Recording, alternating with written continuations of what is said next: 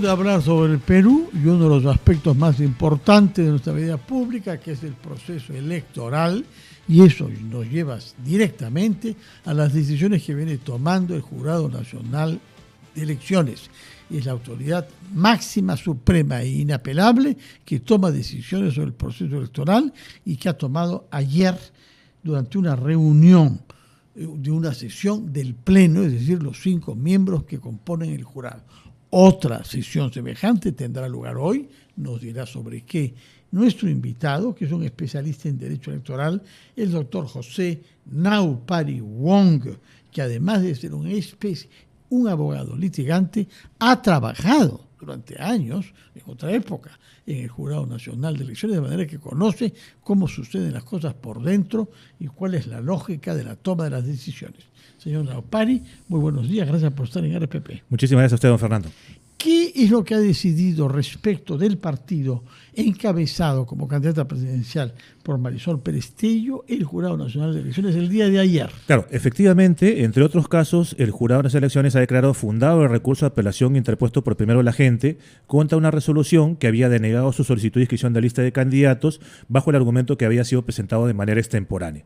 Ciertamente, hasta las 8:30 de hoy todavía no se publicaba la resolución, se ha publicado la tabla de votación, pero por las otras decisiones también que ha tomado el jurado en otros casos el día de ayer, pareciera ser sí que el jurado, cuando se ha aludido a aparentes problemas con el sistema de firmas, que formaba parte a su vez del sistema informático de Clara, que se ha utilizado para presentar solicitud de inscripción de candidatos, ha acogido los argumentos de las oraciones políticas, porque no era solo Primero la Gente, ¿no? Y aparentemente va a admitir que puedan, digamos, entre comillas, completar o que por lo menos se califiquen estas solicitudes de inscripción, ¿no? Que los que han inscrito sus listas, tanto para presidencia y vicepresidencia, como para Parlamento, para Congreso peruano y latinoamericano, quienes han inscrito, aunque hayan habido dificultades tecnológicas después, podrán ser aceptados. A ver, en el caso Primero la Gente es un caso muy singular, porque ahí vamos a ver qué hacen los amigos del jurado. Me explico, don Fernando.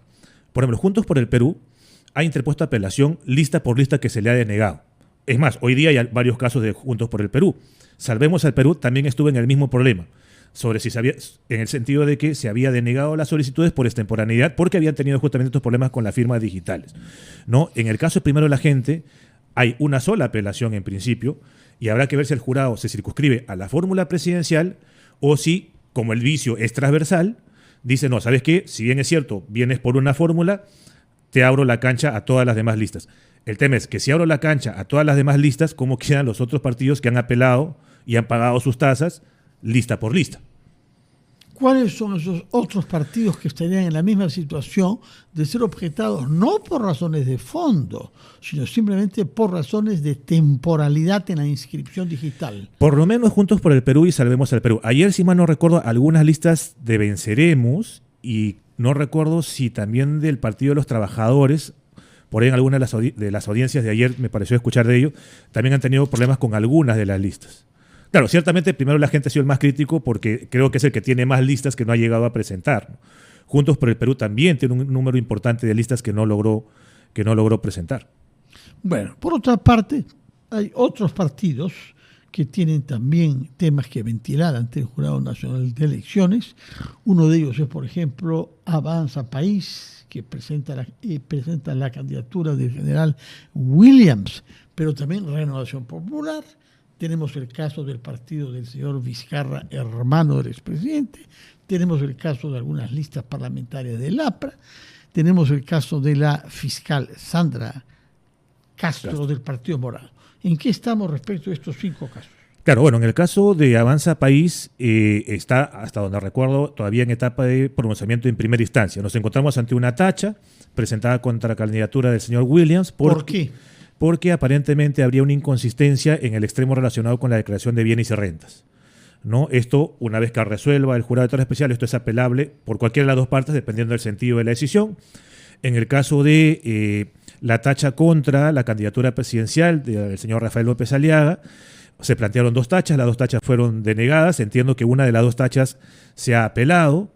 Creo que quedaron inadmisibles. Vamos a ver si han subsanado el tema de la tasa, si han cumplido con el pago de la tasa. Esto se elevará al pleno del JN, que previa audiencia pública tendrá que resolver esa tacha. La tacha se sustenta fundamentalmente en la modalidad de elección primaria con la que llevó a cabo Renovación Popular, redundancia, la elección del señor López Aliaga como cabeza de la fórmula presidencial. En el caso de Mario Vizcarra, ayer habían declarado inadmisible la apelación planteada por Perú Primero porque habían... ¿Quién declaró inadmisible esa apelación? El jurado de tareas especiales es el que tiene que calificar en primera instancia sin cumplir ni los requisitos. siquiera han llegado todavía al JNE. Entiendo que no, salvo que ayer ya hayan completado el pago de la tasa, porque el argumento para declarar inadmisible la apelación es que habían pagado la tasa con la UIT del año pasado y no con la UIT de este año. Entonces tenían que completar lo que faltaba del porcentaje de la tasa. Una vez que completen, si es que la han completado, subirá al pleno del JN. En el caso del partido aprista, como bien lo ha mencionado usted, y también en muy buenas entrevistas que ha tenido con representantes del partido aprista, el problema es que han habido aparentemente reemplazos, reordenación de la lista en contraste con la proclamación de resultados de las elecciones primarias, y esto es un tema que está en distintos jurados de tareas especiales porque las listas congresales se presentan ante distintos jurados de tareas especiales, todavía están en etapa de pronunciamiento varias de ellas, en etapa de calificación, y en el caso de la doctora Sandra Castro... ¿Cuánto tiempo tenemos para lo del APRA? ¿Cuál es el plazo que tenemos por delante? Claro, el plazo ideal en principio ya habría vencido, porque el plazo ideal es 3 días calendario para calificar, son 2 días calendario para subsanar y luego 3 días para calificar la subsanación, todo esto calendario. Y el plazo máximo para que se publiquen las listas de candidatos admitidas vence el 11 de febrero. El 11 de febrero. Y es 4 semanas. Claro, pero la idea es que no lleguemos a ese tiempo, ya deberían estar por pronunciarse. Por ejemplo, el caso de Senado, oposición electoral múltiple en Lima Metropolitana, hay varios casos que todavía tampoco se han resuelto. Hay algunos jurados que están resolviendo aparentemente más rápido que otros, ¿no? Huánuco, varias de las apelaciones de ayer han sido de Huánuco. Huaura también, aparentemente, el jurado especial también está resolviendo rápido. Algunas apelaciones de hoy día son justamente ese jurado de tarea especial. Algunos jurados avanzan más rápido que otros. Igual hay que saludar que varios jurados están trabajando con bastante celeridad. Y bueno, para completar el caso de Sandra Castro, a la candidata le objetan el hecho de que ella tendría... Recuerden, Sandra Castro era una fiscal que quiere postular y postula en la lista del Partido Morado. Exacto. ¿Cuál es el problema con ella? Lo que le está objetando el jurado de tareas especiales es que ella tendría que haber renunciado 6 meses antes y no a su cargo de fiscal y no público. Pedir licencia, ¿no? Entonces esto ya fue observado por el jurado de tarea especial. Entiendo que ya plantearon una subsanación, tendría que pronunciarse el jurado de tarea especial si declara la improcedencia o no de la candidatura. Si declara la improcedencia, el Partido Morado tendría que, a través de su personal legal, interponer recurso de apelación, porque... Ante el Jurado Nacional. Claro, el recurso de apelación formalmente se presenta ante el jurado especial. El jurado especial es el que tiene que elevar el expediente al jurado de elecciones para que programa de audiencia pública y se pronuncie sobre el fondo. Si fuera desautorizada a ser candidata, ¿qué pasa? ¿Se le reemplaza por accesitaria? Y ya no. La figura del reemplazo solamente aplicaba hasta la fecha de vencimiento del plazo para presentar solicitudes de inscripción de lista de candidatos. Esto es hasta el 23 de diciembre. Entonces, post 23 de diciembre, si declaran la improcedencia de un candidato, queda ese espacio vacío. No es que los demás candidatos suben, sino que ese número, digamos, queda vacío, ¿no? Es decir, hasta el 11 de febrero hay plazo para que el Jurado Nacional, como última e inapelable instancia, decida sobre todos estos procedimientos en curso. Claro, hay que distinguir entre lo que es calificación de solicitud de inscripción, que está atado al 11 de febrero, que se publique en las listas de candidatos admitidas, y lo que son las tachas. Porque para interponer una tacha, primero tiene que admitirse la lista.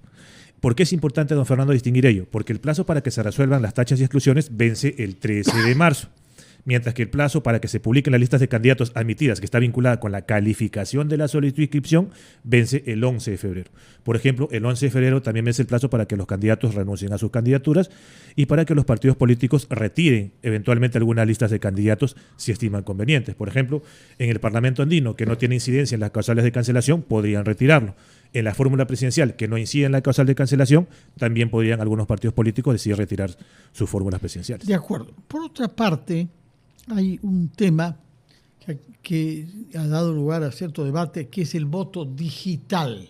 Finalmente se ha decidido por no aplicarlo. Yo quiero que me explique por qué razones a favor y qué razones en contra había, y de qué manera afecta eso el derecho de los ciudadanos del Perú, civiles y militares, a ejercer su derecho al voto. A las 9:16 vamos a hacer otra conversación con el abogado especialista en Derecho Electoral José Naupari, y le habíamos dejado planteado la pregunta respecto del voto digital. ¿Se pretendió introducirlo particularmente para los funcionarios públicos, militares y civiles, que ese día de las elecciones estuviesen incapacitados de acudir a sus centros de voto.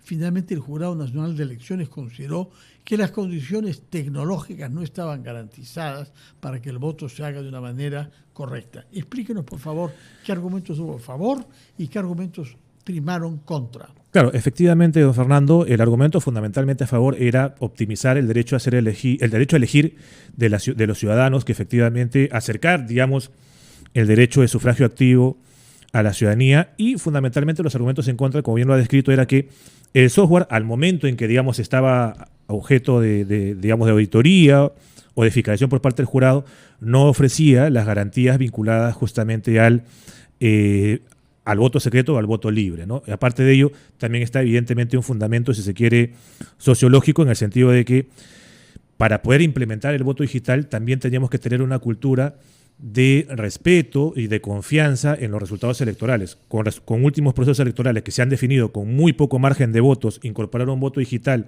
cuando no hay una garantía ni interiorización social de que efectivamente ese sistema es inatacable y ese sistema, digamos, garantiza justamente estas dos grandes garantías que son el voto, va redundancia, el voto libre y el voto secreto, se consideró que para las elecciones generales no era recomendable implementarlo aún. En el caso de las Fuerzas Armadas y Policiales, habría que recordar que antes del voto digital ya el Congreso había previsto algunas facilidades para que, por ejemplo, si un miembro de las Fuerzas Armadas se encontrase en una circunscripción distinta a la que figura en su domicilio, por lo menos pudiese ejercer su derecho de sufragio respecto de aquellas elecciones de alcance nacional. O sea, eventualmente podría ir y acercarse a hacer un voto manual para las elecciones presidenciales, Senado por distrito electoral único y Parlamento andino, ¿no? Entonces, con lo cual, al menos respecto a ese, al menos en 3 de 5 va a poder en principio ejercer su derecho de sufragio. Tampoco se podrá ejercer el voto digital en el extranjero. Porque tenemos un 10% de la población peruana establecida en el extranjero. Nos olvidamos con frecuencia de eso. Son varios millones. De ellos, una buena mitad está inscrita en los consulados. Y en algunos casos, los consulados pueden quedar muy lejos, es decir, a 1.000 kilómetros.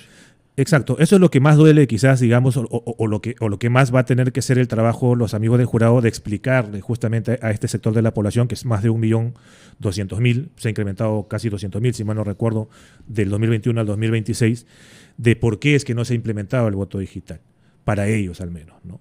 Porque claro, respecto a los... Es el 5%. Claro, de 27... De los 27 millones, cerca del 5%, ¿no?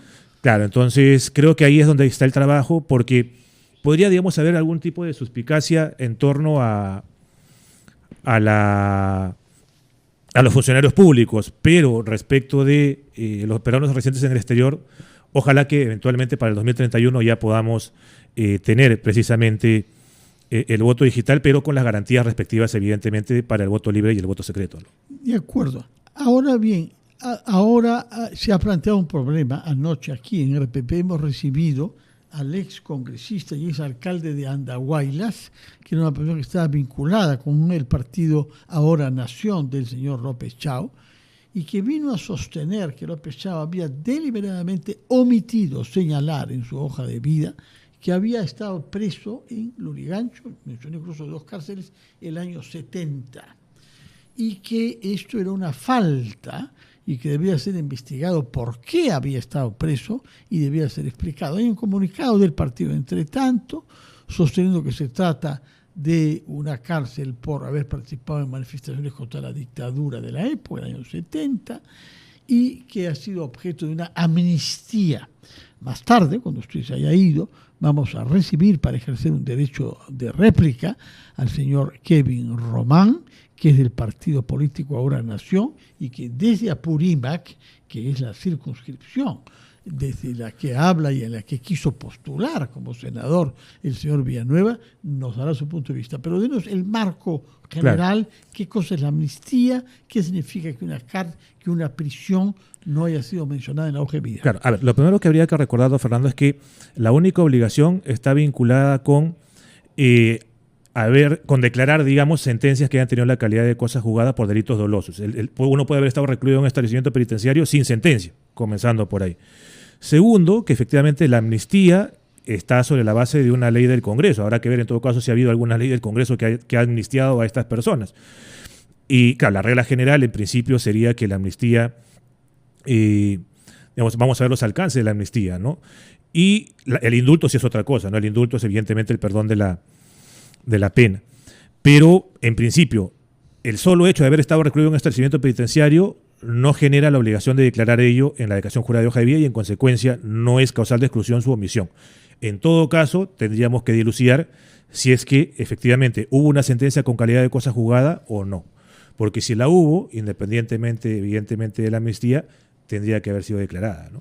Un punto final que voy a utilizar en la entrevista que haga después que usted se haya ido. ¿Es legal que un partido político cobre dinero a quienes quieran postular? Bajo el formato de tasas, en principio sí. O sea, tasas para participar en las primarias, sin duda, ¿no? Lo que sí sería cuestionable es que eventualmente tú le quieras pedir plata a alguien para ser designado candidato. Porque cuando tú designas a un candidato, ahí no hay tasa, ahí no hay ninguna tasa de por medio, no te está costando nada, digamos, designar a esa persona. Ahí sí sería cuestionable. Muy bien, señor Raffarí, muchísimas gracias por su presencia y sus explicaciones sobre el derecho electoral que debemos todos respetar para que de acá salgan elecciones absolutamente creíbles con autoridades que despierten confianza en nuestra población y orienten a nuestro país hacia su desarrollo y su apaciguamiento. Muchísimas gracias y muy buenos días, señor Nau.